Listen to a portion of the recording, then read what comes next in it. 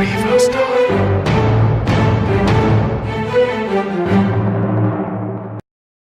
เมืองบุดลมานีองค์การกระทรวงศึกษาธิการและกีฬาพร้อมโดยองค์การปกครองเมืองนาไซทองสมทบกับแผนกศึกษาธิการและกีฬานครหลวงเวียงจันทน์ได้ร่วมกันจัดพิธีเฉลิมฉลองวันล้างมือสากลโรงเรียนปฐมสมบูรณ์ศรีเกิดเมืองนาไซทองและมอบใบย่องย่อให้กับ16โรงเรียนตัวแบบที่สร้างอ่างล้างมือโดยการเข้าร่วมของทานกองอุนมโน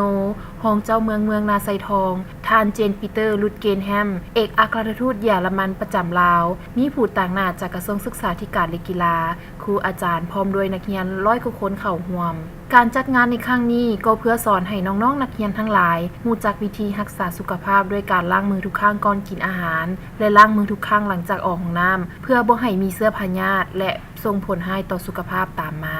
การล้างมือด้วยสบู่เป็นอีกวิธีหนึ่งที่สำคัญในการรักษาสุขภาพและเป็นการอำนวยความสะดวกให้แก่น้องๆนักเรียนประสบผลสำเร็จถ้าเด็กมีสุขภาพแข็งแรงดีบ่เจ็บไข้ได้ป่วยบ่อึดหิวสภาพแวดล้อมของโรงเรียนสะอาดและปลอดภัยเด็กก็สามารถก้าวไปสู่การมีทักษะในการรักษาสุขภาพและมีการดำรงชีวิตที่ดีขึ้น